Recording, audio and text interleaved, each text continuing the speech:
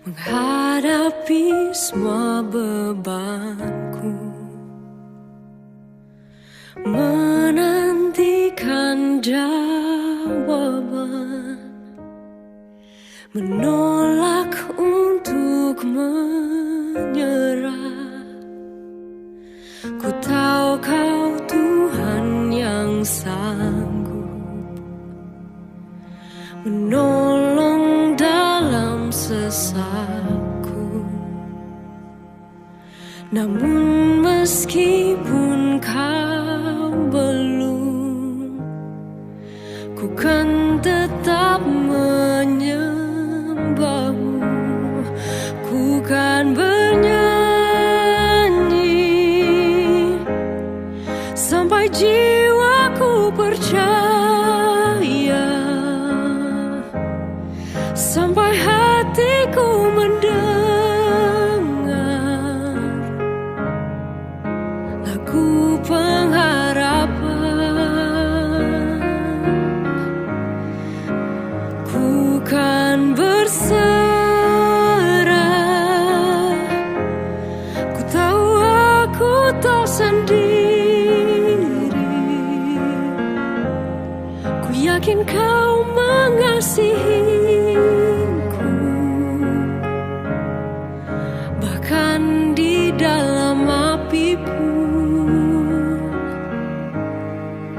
ku kan menyembah-Mu.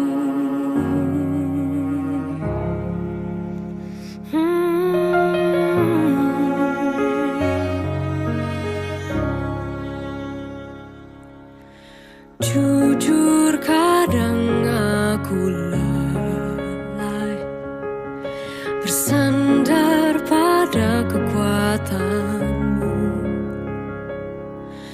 Di dalam kelemahanku,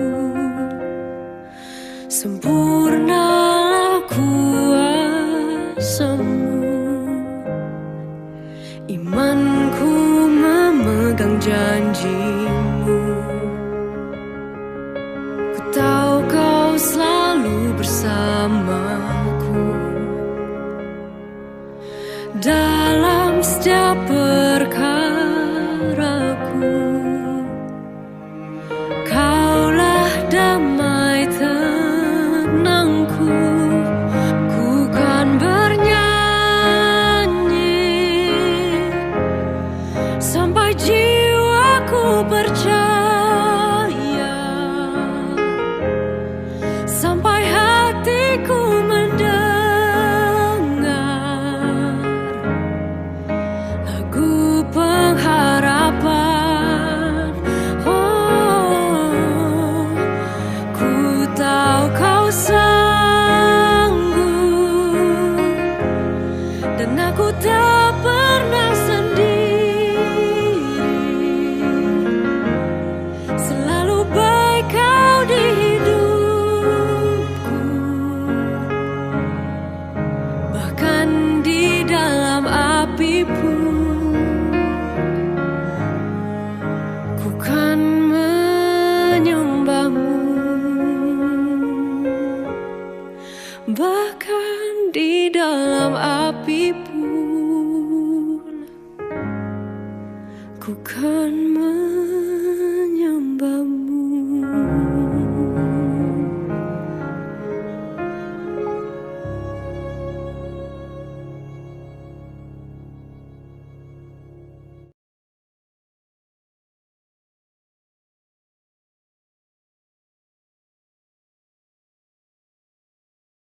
Shalom, Jemaat Pondok Marta yang Tuhan kasihi. Senang sekali bisa berjumpa dengan saudara hari ini, Minggu 30 Agustus.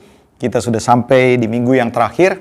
Saudara-saudara, mari rindukan untuk saudara dan saya kembali ibadah secara offline. Akan beda suasananya.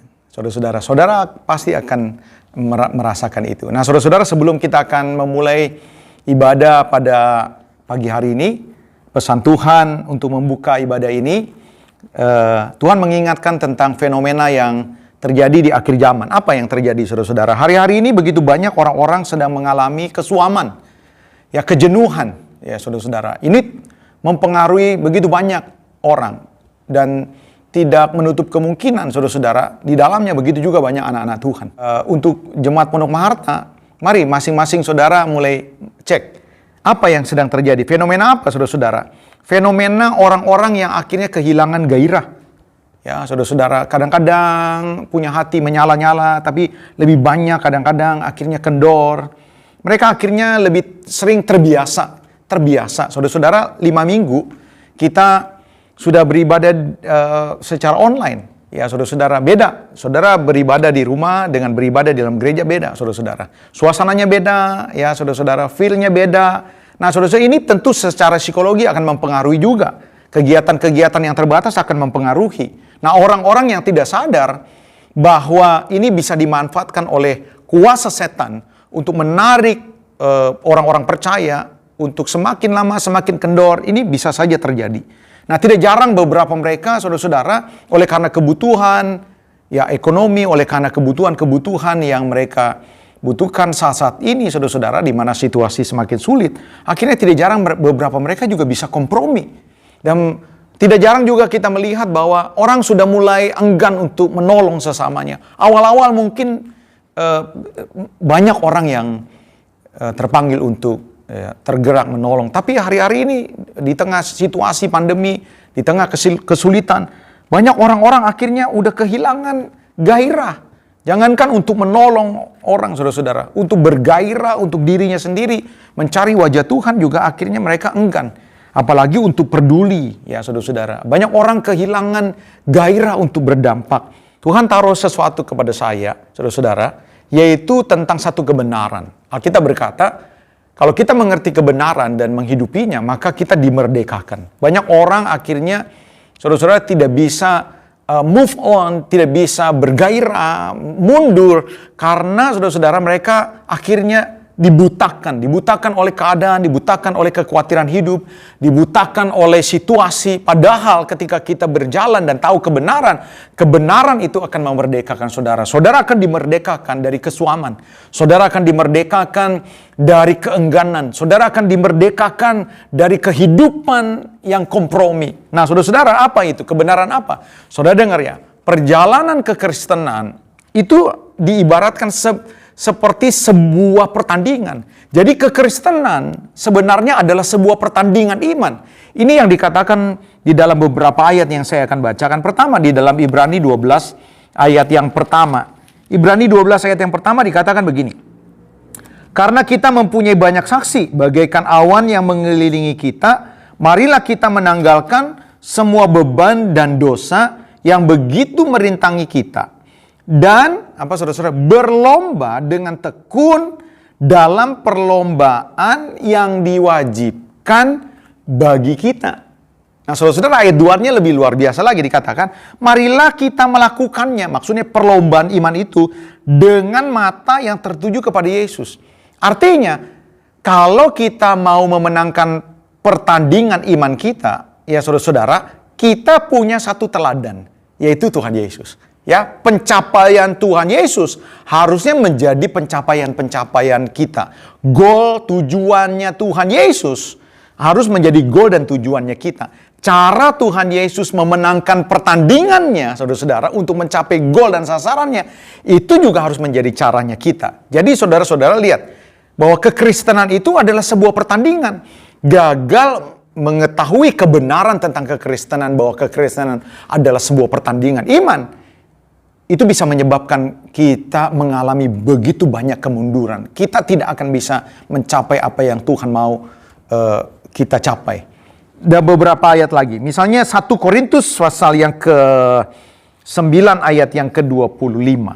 1 Korintus 9 ayat yang ke-25 dikatakan, tiap-tiap orang yang turut mengambil bagian dalam pertandingan, garis bawah ini, pertandingan lagi, menguasai dirinya dalam segala hal. Mereka berbuat demikian untuk memperoleh satu mahkota yang fana, tapi kita untuk memperoleh satu mahkota yang abadi. Lihat, ini jelas-jelas bicara tentang kekristenan. Karena kekristenan tujuannya bukan sesaat, bukan kehidupan yang kita hidupi sekarang yang mungkin 50 tahun, 60 tahun, 70 tahun atau 80 tahun. Tapi kekristenan berbicara tentang hidup bersama dengan Tuhan di dalam kekekalan. Dan Alkitab dengan jelas mengatakan seperti apa kita di dalam kekekalan, martabat, kemuliaan itu sangat ditentukan dari apakah kita ini di dalam kehidupan kita memenangkan pertandingan atau tidak. Itu sebabnya saudara-saudara di dalam 2 Timotius pasal yang keempat, ayat yang ke-7 dikatakan begini. Aku telah mengakhiri pertandingan, kata Paulus, yang baik. Aku telah mencapai garis akhir dan aku telah memelihara iman. Jadi sekali lagi saudara-saudara, kekristenan itu seperti berada di sebuah pertandingan. Dan pertandingan ini diwajibkan untuk kita. Kita tidak mungkin bisa memilih. Karena apa? Pertandingan iman ini diwajibkan untuk setiap orang-orang yang menerima keselamatan. Kenapa hari-hari ini begitu banyak orang kehilangan gairah? Kenapa hari-hari ini begitu banyak orang enggan untuk menyala-nyala, enggan lagi untuk berbagi? Mungkin ada alasan. Ya misalnya keuangan mulai berkurang, keadaan mulai tidak sebebas dulu. Apakah ini menjadi alasan? Tidak, saudara-saudara. Paulus pada masa dia melayani Tuhan, itu keadaan kekristenan dihimpit, ya kiri kanan muka belakang saudara-saudara dihimpit, tapi itu tidak menjadi alasan untuk tidak berkarya. Saudara-saudara, jawabannya tadi, karena orang tidak menyadari bahwa mereka sedang berada di sebuah pertandingan iman. Apa saudara-saudara pertandingan iman itu? Saudara dipanggil menjadi seperti Kristus, memiliki karakter seperti Kristus, semakin benar, semakin kudus, semakin berbuah-buah, memiliki karakter ilahi, semakin sabar, semakin rendah hati. Tetapi yang kedua, saudara-saudara, saudara dipanggil untuk berdampak. Kita tidak dipanggil menjadi Kristen yang hanya datang beribadah seminggu sekali atau ada beberapa kebaktian di tengah minggu. No. Saudara dipanggil untuk menjadi seperti Kristus. Nah, saudara-saudara, itu sebabnya banyak orang tidak menyadari kalau saudara mau mencapai goal settingnya, menjadi seperti Kristus, ini tidak bisa terjadi sedemikian rupa. Tidak bisa saudara-saudara tidak melatih untuk berdoa, tidak melatih untuk berani bayar harganya. Tidak bisa saudara-saudara hanya diam-diam saja, lalu saudara ikut menikmati ibadah live streaming, ongkang-ongkang kaki, lalu sekedar saja, kadang-kadang tidak mau memberi, kadang-kadang sengaja melupakan panggilan untuk memberikan persepuluhan. Lalu saudara merasa bahwa dengan ikut live streaming, saudara merasa bahwa saya sudah bertani. No. Saudara, yang namanya memenangkan pertandingan, saudara harus latih.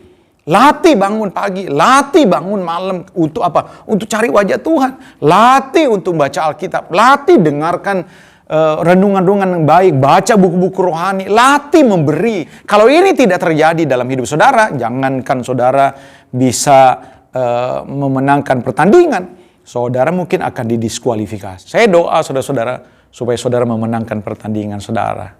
Selamat beribadah. Tuhan Yesus memberkati.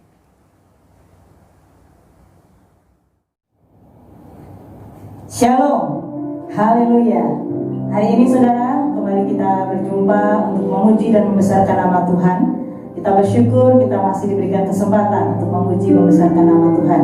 Dan biarlah hari ini kita mau siapkan hati kita mau bersekutu di dalam Tuhan. Firman Tuhan berkata bahwa persekutuan dalam Tuhan jeripayahku tidak sia-sia. Mari Bapak Ibu Saudara, walaupun kita berjumpa dalam online, Bapak Ibu yang di rumah, saya undang kita mau siapkan hati kita. Mari kita bangkit berdiri bersama-sama. Haleluya. Mari buka hatimu. Mari angkat suaramu bagi Tuhan. Kita mau memuji dan menyembah Dia. Haleluya Tuhan. Engkaulah Allah yang luar biasa dalam hidup kami Tuhan.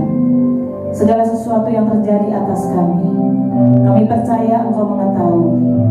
Waktumu adalah waktu yang terbaik buat kami. Waktumu adalah waktu yang terindah. Haleluya Tuhan. Bila Kau izinkan sesuatu terjadi, ku percaya semua untuk kebaikanku.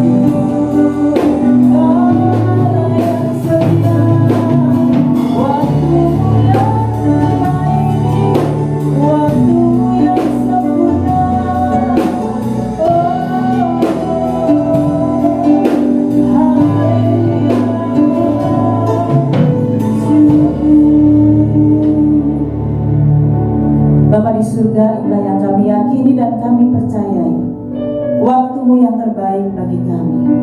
Ada banyak hal dalam hidup ini yang kami tidak mengerti, namun kami percaya Tuhan, di dalamnya Engkau turut bekerja untuk mendatangkan kebaikan bagi setiap orang yang percaya kepadamu.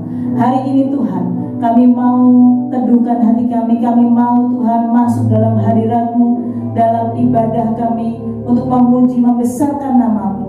Dan kami percaya Tuhan, saat kami Tuhan bersekutu di dalam Engkau, saat kami memuji, membesarkan nama-Mu, awan kemuliaan Tuhan melingkupi kami. Dan bila kiranya Tuhan, kami juga dikuatkan dengan kebenaran firman-Mu. Terima kasih Tuhan, kami rindu Tuhan melalui ibadah online ini Tuhan, dimanapun umat-Mu, jemaat-Mu berada di rumah masing-masing. Mari Tuhan, jamah setiap kami, lawat setiap kami, dan kuatkan kami dengan kebenaran firman-Mu. Tuhan juga mengurapi kami Tuhan yang melayani Engkau. Terima kasih Bapa, kami siapkan hati kami untuk memuji, membesarkan nama Tuhan. Di dalam nama Tuhan Yesus Kristus kami siap beribadah hari ini. Haleluya, amin, amin. Haleluya saudara. Hari ini kita mau besarkan nama Tuhan. Selain di rumah, kita masih bangkit berdiri. Mari kita mau siapkan hati kita mau puji Tuhan lebih sungguh-sungguh lagi. Haleluya. Tak pernah kuragukan Engkau Tuhan. Kau Allah yang luar biasa. Haleluya.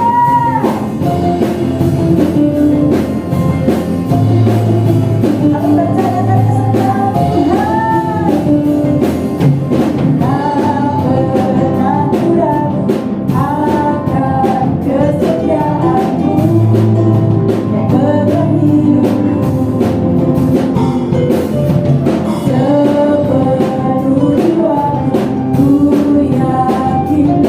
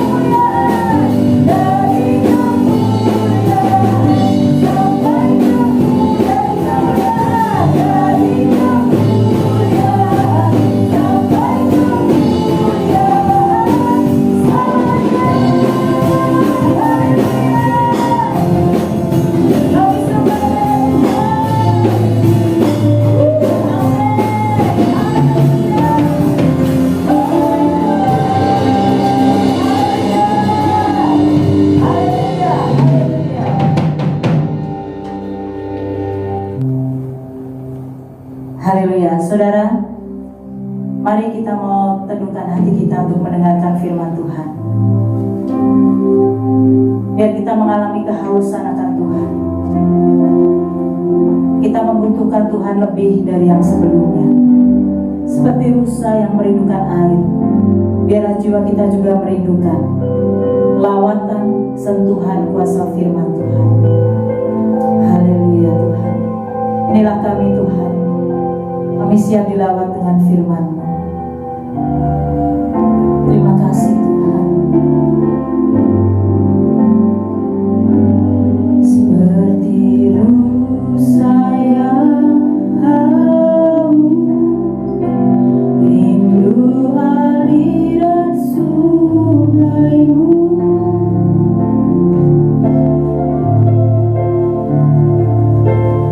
Hatiku tak tahan menunggu-Mu.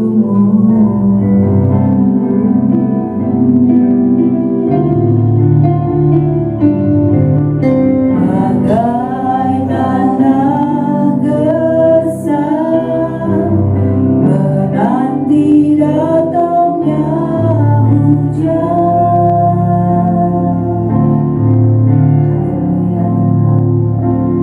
Begitu pun jiwaku,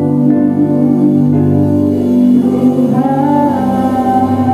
Mari jemaat, katakan sekali lagi, seperti rusa.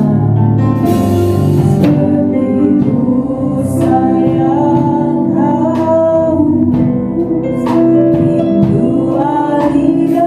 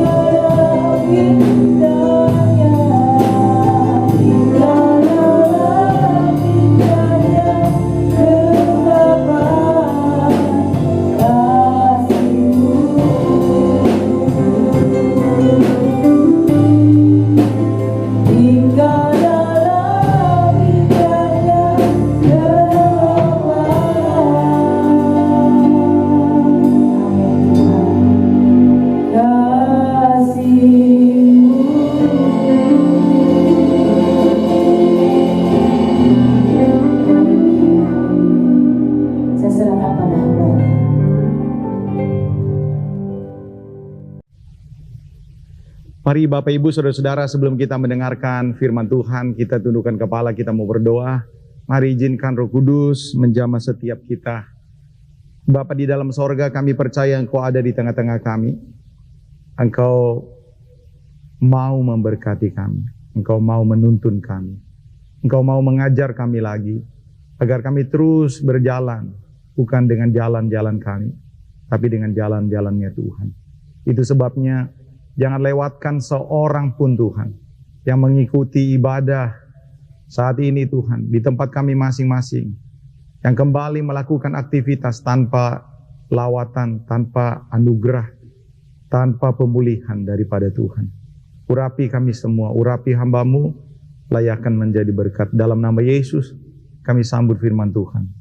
Mari yang siap dilawat Tuhan dan diberkati bersama-sama kita katakan amin.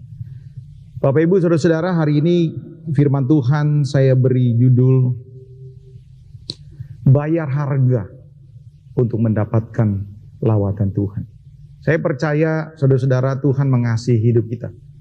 Tuhan mengasihi umatnya. Tapi tidak banyak orang betul-betul merasakan kemurahan, anugerah dan bahkan mujizat Tuhan. Mereka berpikir bahwa sekedarnya datang kepada Tuhan itu cukup. Tidak, saudara-saudara. Alkitab dengan jelas mencatat begitu banyak orang-orang yang betul-betul merasakan lawatan Tuhan, dipakai dengan ajaib oleh Tuhan. Itu adalah orang-orang yang tahu membayar harga, tahu mencari Tuhan dengan sungguh-sungguh.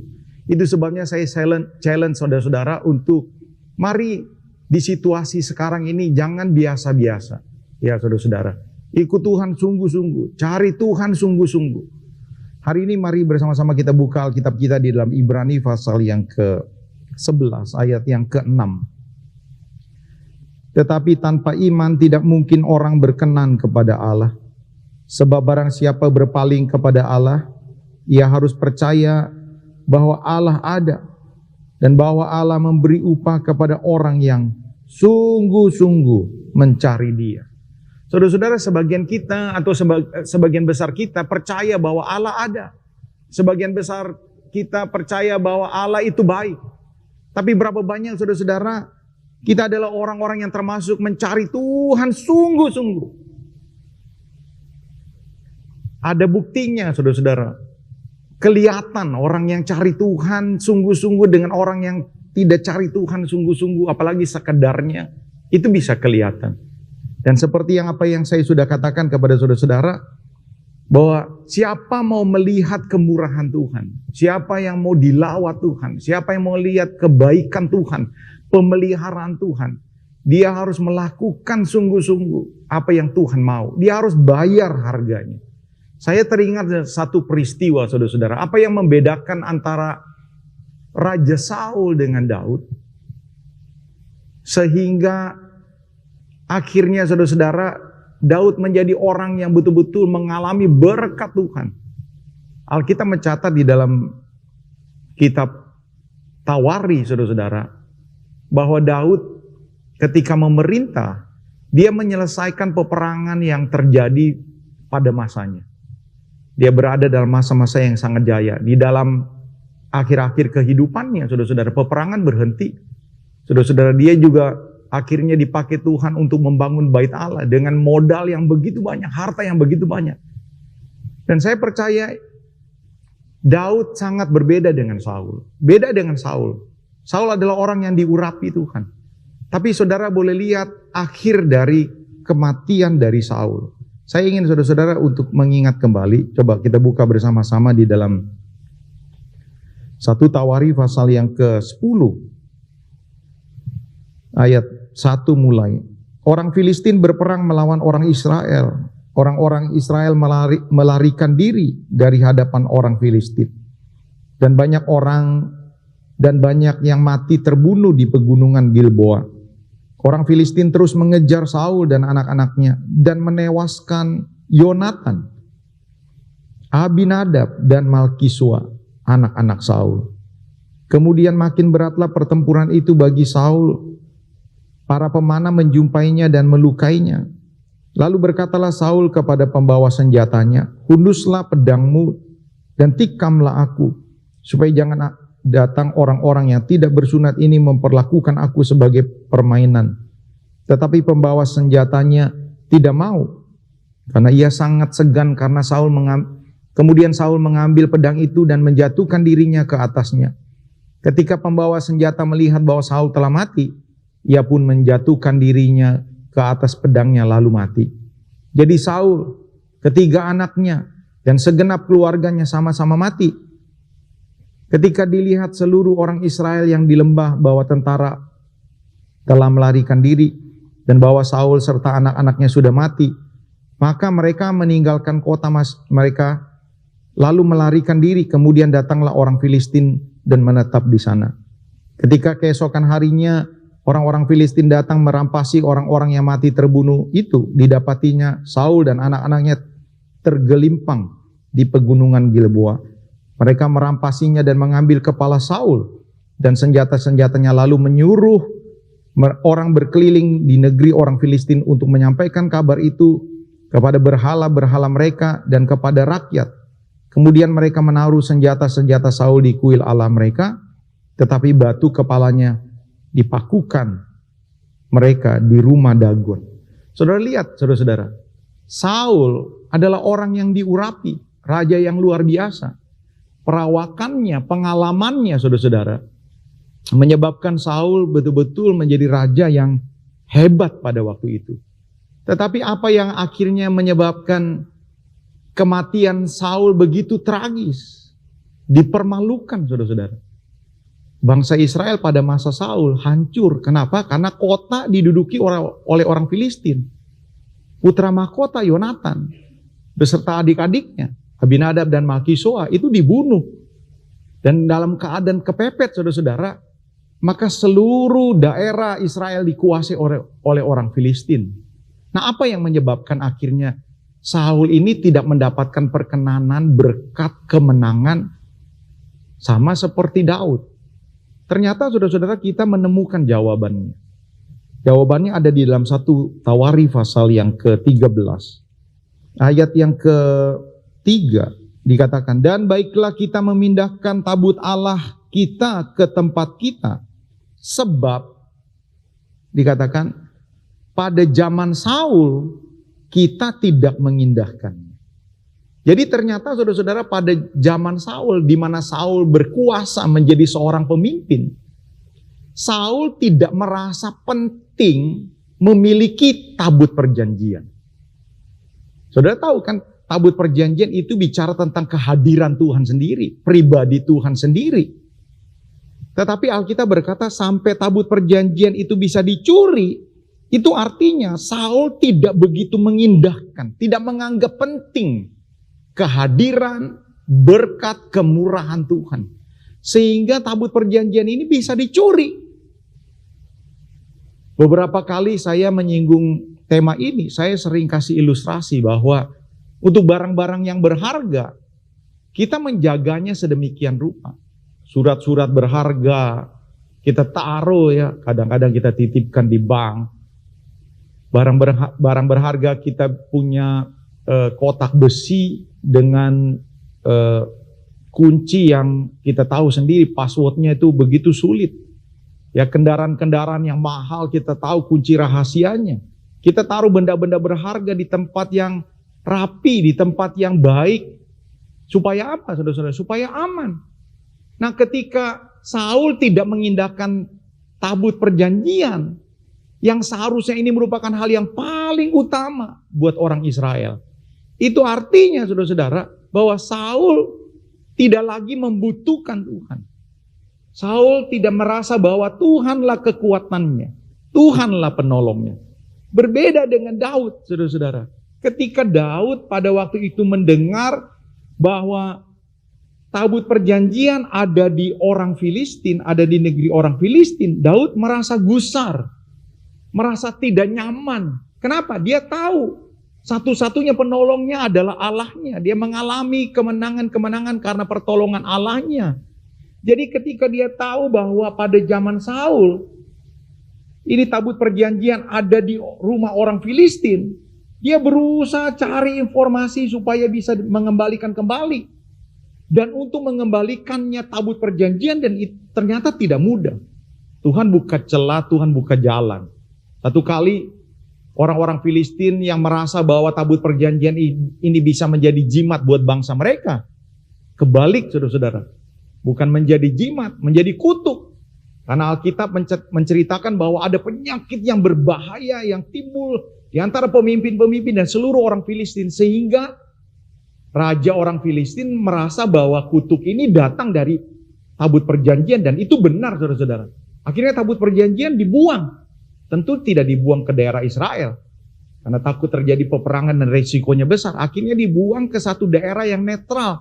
Yang disebut dengan daerah namanya Kiryat Yearim. Nah saudara-saudara, apa yang terjadi? Waktu didengar orang bahwa ada tabut perjanjian di Kiryat Yearim, maka Daud dan orang-orangnya, waduh begitu senang. Lalu berusaha untuk mengambil kembali. Karena apa? Karena Daud merasa bahwa ini hal yang sangat penting. Tetapi saudara-saudara, peristiwa terjadi. Karena Alkitab mencatat bahwa ketika akhirnya tabut perjanjian ini dibawa oleh tentara, saudara-saudara, dengan menggunakan gerobak, dan beberapa orang yang mengikuti Daud juga memegang gerobak itu. Dan ternyata ada satu peristiwa, waktu di perjalanan gerobak ini miring, saudara-saudara, tiba-tiba salah seorang dari mereka refleks untuk menjaga saudara-saudara tabut perjanjian. Dan akhirnya orang itu mati. Saya mulai menyelidiki kenapa sampai seperti itu ya. Ternyata kalau kita mundur ke belakang di kitab Imamat, itu orang-orang tidak boleh memandang tabut perjanjian. Jadi orang-orang rakyat biasa itu kalau memandang tabut perjanjian itu bisa mati. Itu sebabnya tabut perjanjian itu ditutupi dengan alat-alat yang khusus dan hanya orang-orang Lewi saja. Nah ini terjadi kenapa sampai salah satu orang yang memegang itu mati, kita juga tidak mengerti. Apakah orang itu hidup di dalam ketidakbenaran sehingga ketika dia menyentuh juga akhirnya membuat orang ini tewas, atau ada hal yang lain saudara-saudara. Nah peristiwa ini menyebabkan Daud menjadi takut, lalu akhirnya dia merasa bahwa kita tidak akan mungkin bisa membawa tabut perjanjian ke Bethlehem, ke kota Daud.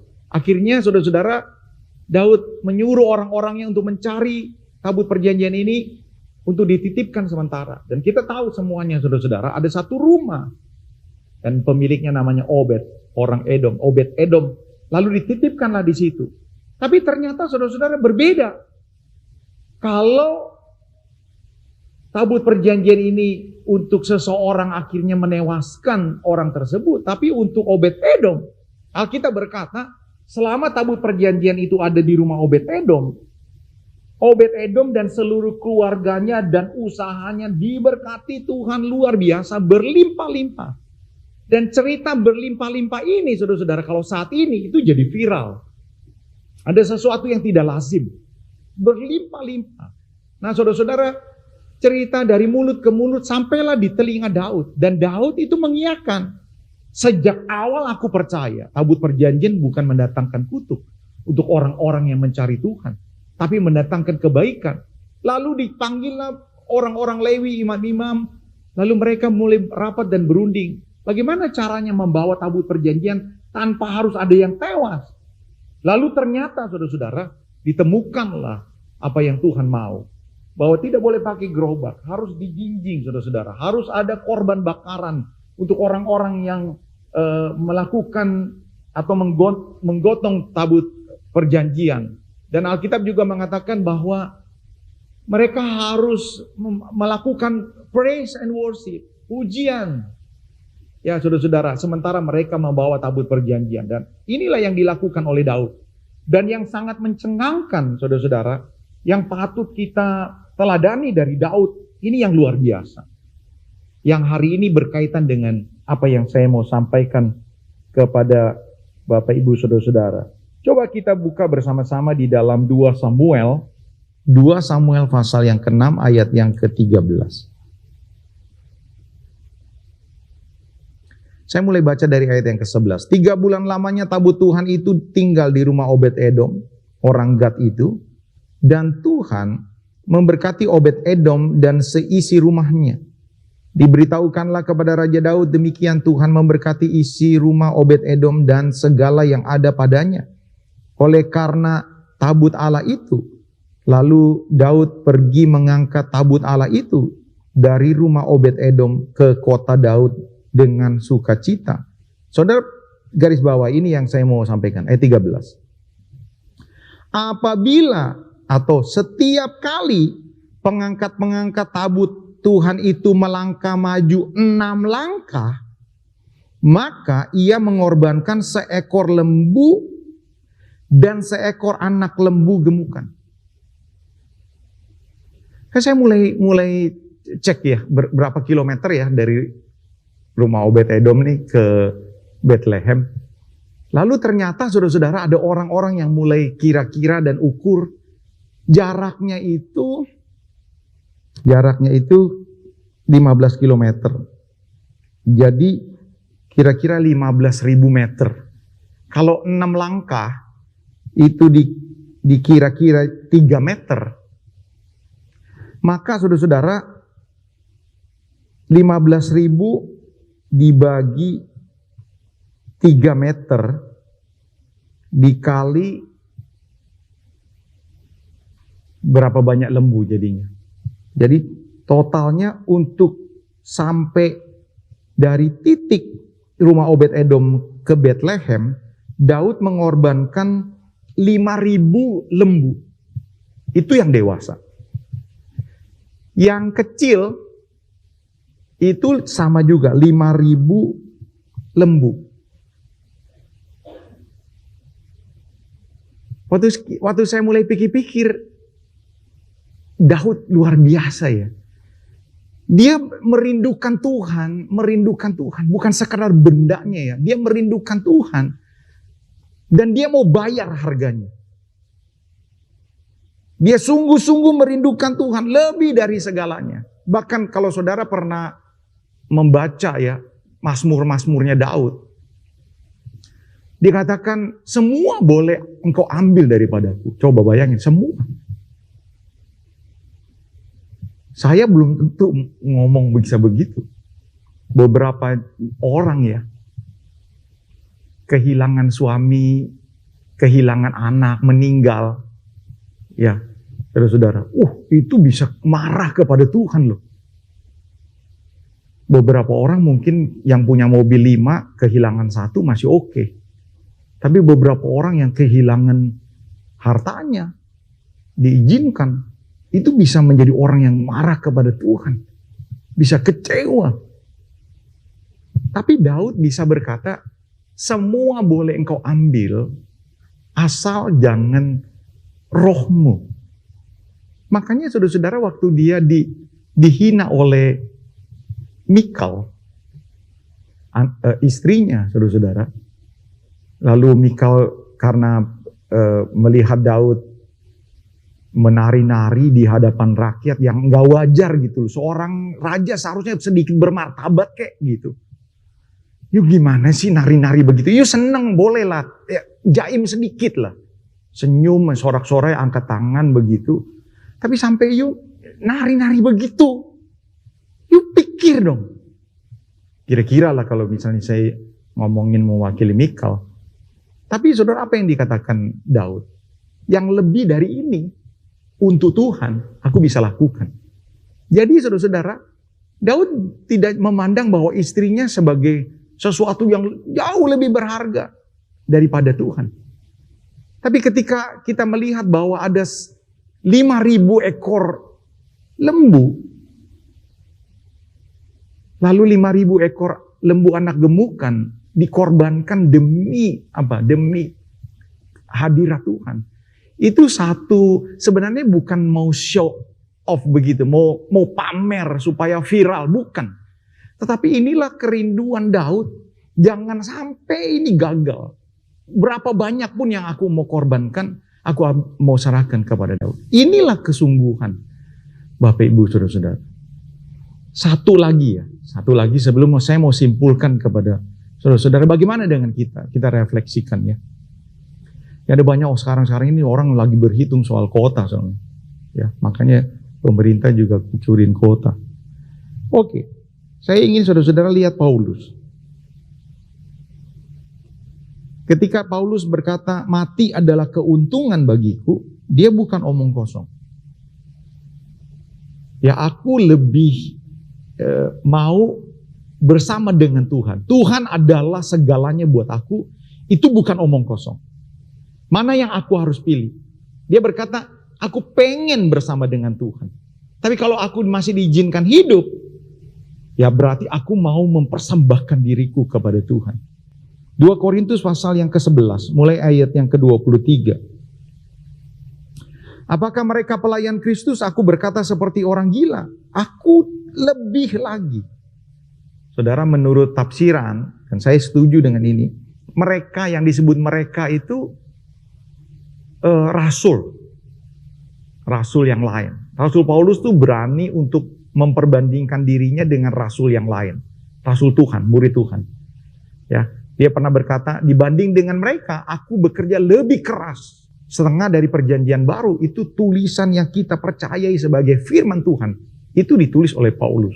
Karya-karyanya luar biasa di Asia Kecil. Founder gereja-gereja yang mendunia, saudara-saudara, itu karya Paulus. Mencetak begitu banyak pemimpin, karya Paulus. Kenapa? Karena dia tahu betul apa yang dia butuhkan, apa yang menjadi tujuan hidupnya. Dan itu bukan omong kosong, dia bayar untuk itu. Lihat dikatakan ayat 23. Apakah mereka pelayan Kristus? Aku berkata seperti orang gila. Aku lebih lagi. Aku lebih banyak berjeri lelah. Lebih sering di dalam penjara. Didera di luar batas. Kerap kali dalam bahaya maut. Soal kata kerap kali di dalam bahaya maut itu sering hampir mati. Lalu diuraikan, 5 kali aku disesa orang Yahudi. Setiap kali 40 kurang 1 pukulan. 3 kali aku didera. 1 kali aku dilempari dengan batu. 3 kali mengalami karam kapal. Sehari semalaman aku terkantung-kantung di tengah laut. Dalam perjalananku aku sering diancam bahaya banjir, bahaya penyamun, bahaya dari pihak orang-orang Yahudi, dan bahaya dari pihak orang-orang bukan Yahudi. Bahaya di kota, bahaya di padang gurun, bahaya di tengah laut, dan bahaya dari pihak saudara-saudara palsu.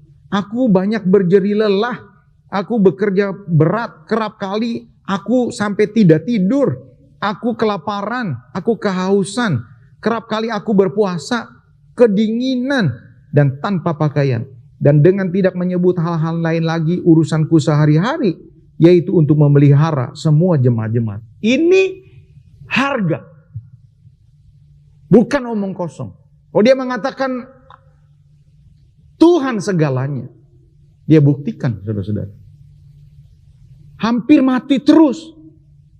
Bukan mobil, bukan motor, bukan perusahaan, nyawa. Saudara-saudara, kalau orang dirampok, lu serahin duit lu atau gue bunuh, ya diserahin. Kenapa serahin duitnya? Ya karena merasa bahwa nyawa itu jauh lebih berharga. Saudara-saudara, Rasul Paulus menyerahkan nyawanya setiap hari. Makanya dia pernah mengungkapkan, aku diperhadapkan dengan maut setiap hari. Karena apa? Karena kesungguhannya, kecintaannya. Bukan sekedar slogan. Saudara-saudara, dia bayar harganya untuk itu. Sekarang ini, saudara-saudara, orang mau datang tambah segen. Lebih nyaman di rumah. Orang mau cari khotbah yang seperti apa sekarang, saudara-saudara? Mau cari hamba Tuhan yang seperti apa? Saya tidak tahu apakah saudara setia memberi sampai sekarang. Karena keadaan tidak seperti normal. Ya saudara-saudara, siapa yang lihat saudara? Tidak tahu. Bagaimana dengan sikap saudara ketika saudara beribadah live streaming di rumah? Tidak ada yang juga yang tahu. Beberapa di antara gereja-gereja masih melakukan live streaming online. Ya saudara-saudara, beberapa orang takut keluar, lagi berhitung. Ini masa-masa saudara-saudara kita sedang ditampi. Oh, saudara pernah dengar firman Tuhan bahwa Allah sedang menampi. Hal yang paling pertama yang ditampi di mana? Di rumah Tuhan. Saudara, Alkitab berkata bahwa umat Tuhan sedang ditampi. Sekarang ini, saudara-saudara, Tuhan sedang menampi. Dia akan Dia akan menunjukkan mana orang-orang yang betul-betul loyal kepada Tuhan. Tidak peduli masa apapun, dia tetap loyal. Tapi orang-orang yang setengah-setengah, masa-masa seperti ini semakin setengah-setengah. Makanya saudara-saudara, mari kita berdoa lebih giat. Mari kita melayani dimanapun kita berada. Saudara harus mengatakan bahwa mau ada pandemi atau tidak, kasihku kepada Tuhan tidak pernah berubah. Doaku kepada Tuhan tidak pernah berubah. Nah, Tuhan sedang mencari orang-orang yang seperti ini. Saya berharap saudara-saudara dimanapun saudara berada yang mengikuti live streaming pada saat ini, mari saudara-saudara cek apakah kita menjadi seperti Daud. Saya membaca saudara-saudara di Alkitab cuma 2 dikatakan bahwa Allah tuh berkenan kepada orang. Yang pertama Tuhan Yesus. Waktu dia dibaptis, lalu terdengarlah suara ya saudara-saudara, inilah anakku yang kukasih, kepadanya lah aku berkenan. Yang kedua Daud. Daud bukan orang yang tanpa salah, tapi dia memiliki hati yang lembut untuk menerima teguran. Dia memiliki hati yang terpaut kepada Tuhan. Wow, saudara-saudara, mari bersama-sama saat ini izinkan Tuhan menjamah hati kita, memperbarui hati kita. Supaya apa? Supaya di tengah-tengah masa-masa di mana Tuhan Yesus mau datang, dia mendapati kita menjadi orang-orang yang memang terpaut kepada Tuhan. Saya challenge kepada saudara, tetap setia, tetap menyala-nyala. Kalau saudara mau melihat kemurahan, kalau saudara mau melihat jamahan, mujizat Allah, apakah saudara sungguh-sungguh atau tidak? Sungguh-sungguh atau tidak, itu terlihat dari apa? Dari apa yang saudara lakukan untuk Tuhan. Amin. Saudara-saudara yang kekasih, kalau saudara hari ini merasa bahwa Tuhan sedang berbicara secara khusus kepada saudara, dan saudara sedang dilanda ketakutan, saudara sedang dilanda kebutuhan sesuatu, dan engkau rindu mujizat Tuhan. Hari ini kau dengar firman Tuhan, taruh tangan saudara di dada, dan izinkan Tuhan menjamah saudara. Saya mau berdoa buat saudara. Mari, engkau yang rindu didoakan, taruh tangan saudara di dada. Bapa di sorga, di dalam nama Tuhan Yesus, hari ini Tuhan, kami datang kepadamu, kami mau bertobat Tuhan. Kadang-kadang kami merasa bahwa kami sudah melakukan sesuatu, tapi lebih banyak kami berhitung. Kami memberi dengan berhitung. Kami melayani, memberi waktu dengan berhitung. Kami sekedarnya saja. Kami kurang all out. Mari Tuhan jamah setiap mereka yang menaruh tangan di dada mereka. Mereka yang sedang merindukan lawatan Tuhan. Mereka yang sedang rindu Tuhan pemulihan. Dimanapun area yang mereka rindukan untuk mendapatkan pemulihan, Tuhan jamah. Supaya lewat kebenaran firman Tuhan hari ini, mereka mengalami pemulihan, mereka diubahkan. Menjelang kedatangan-Mu yang kedua kali, mereka semakin menyala-nyala dan berani bayar harga. Terima kasih Bapa. Terpujilah nama Tuhan. Berbahagialah orang yang dengar firman Tuhan, merenungkannya dan menyimpan serta melakukannya dalam kehidupan mereka. Dalam nama Yesus, kami berdoa dan kami mengucap syukur. Haleluya. Amin.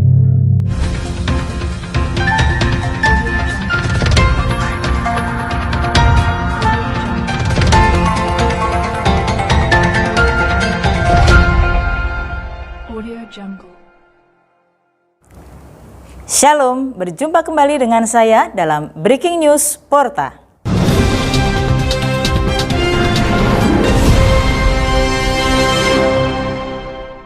Saudara, hari ini kita telah diberkati dengan firman Tuhan yang menguatkan iman kita, yang telah dilayani oleh hambanya Bapak Pendeta John Max Titale. Biarlah firman Tuhan semakin membentuk iman kita dan membuat kita semakin melekat dengan Tuhan. Seluruh jemaat GBI Pondok Maharta diundang kembali dalam ibadah live streaming minggu depan yang akan dilaksanakan pada tanggal 6 September 2020 pada pukul 10 pagi. Dan ibadah live streaming akan dimulai standby pada pukul 9.45 menit. Minggu depan kita akan melaksanakan ibadah perjamuan kudus. Untuk itu seluruh jemaat diingatkan kembali untuk mempersiapkan perjamuan kudus masing-masing di rumah.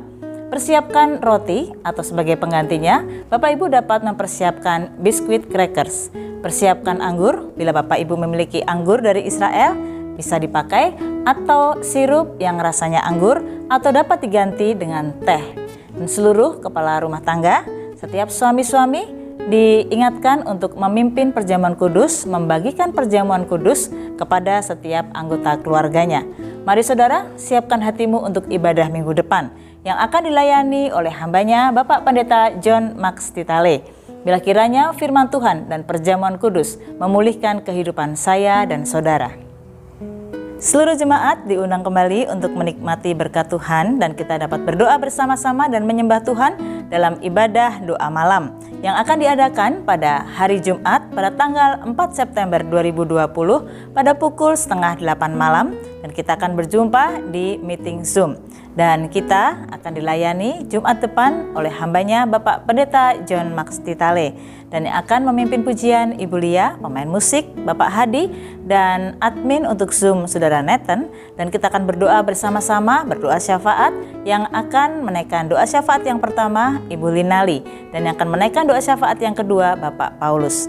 Mari seluruh jemaat siapkan hatimu, siapkan kuotamu, dan mari bersama-sama rasakan hati yang haus akan hadirat Tuhan. Seluruh kepengurusan dari youth dan kepengurusan dari teens dan diingatkan juga kepada ketua youth dan ketua teens dan seluruh stafnya untuk dapat mengikuti pertemuan atau rapat yang akan dilaksanakan pada tanggal 8 September 2020 pada pukul 7:30 malam yaitu hari Selasa akan diadakan meeting Zoom dan akan dipimpin oleh Ibu Gembala untuk membicarakan masa-masa pandemi COVID-19 di mana ibadah selama ini mengadakan ibadah di Zoom dan melihat dan mengingat juga mempertimbangkan ibadah yang antusias walaupun ibadah melalui Zoom.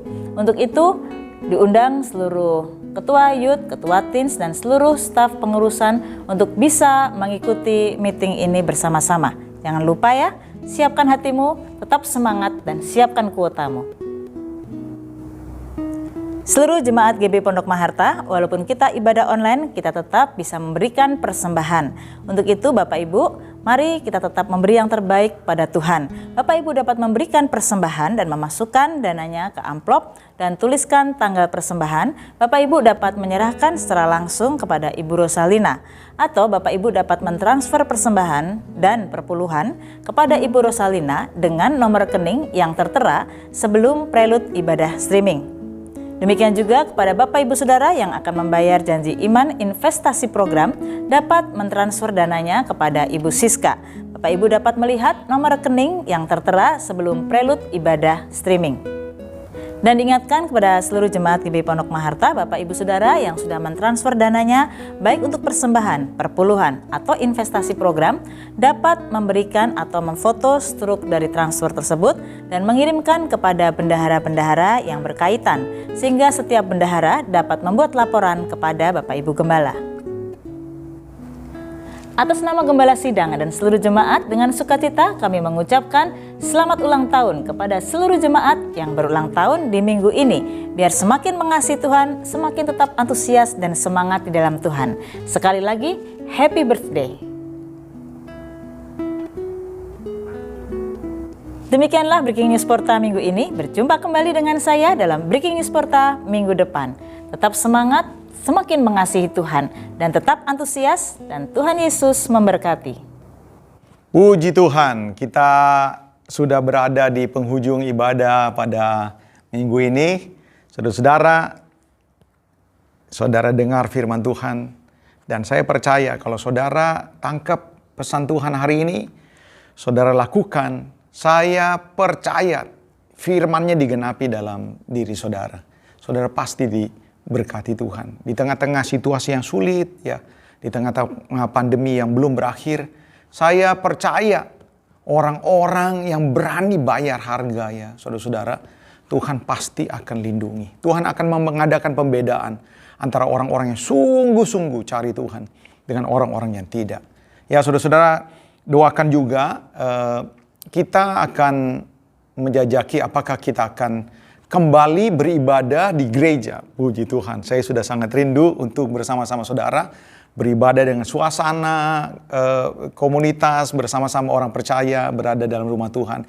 Itu sebabnya minggu-minggu ini mari bersama-sama dengan saya doakan apakah kita akan lakukan ibadah minggu depan atau beberapa minggu yang akan datang. Nanti tentu akan disiarkan baik secara japri, di WA ataupun di grup-grup. Nah, saudara-saudara, saya berharap kita akan kembali segera beribadah di tempat ini.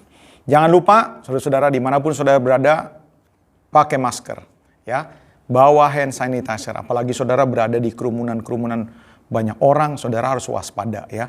Tentu saudara jaga istirahat yang cukup, minum vitamin, ya, makan makanan yang bergizi. Saya percaya Tuhan pasti lindungi saudara. Mari, saudara-saudara, kita akan akhiri ibadah kita dengan doa. Bapa di sorga, terima kasih untuk lawatan Tuhan yang luar biasa. Kami percaya orang yang berbahagia adalah orang yang mendengar firman Tuhan, lalu merenungkannya dalam hati dan melakukannya.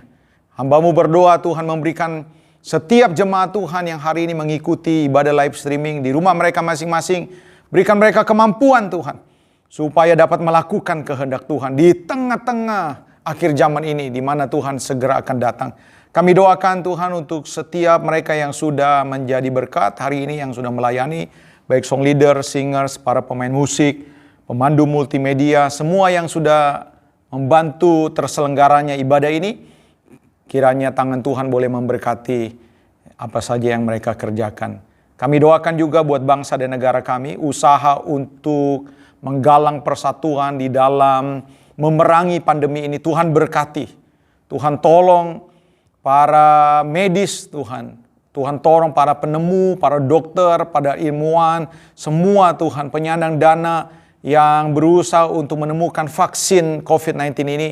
Tuhan tolong supaya segera vaksin ini ditemukan dan dipakai untuk kemuliaan nama Tuhan.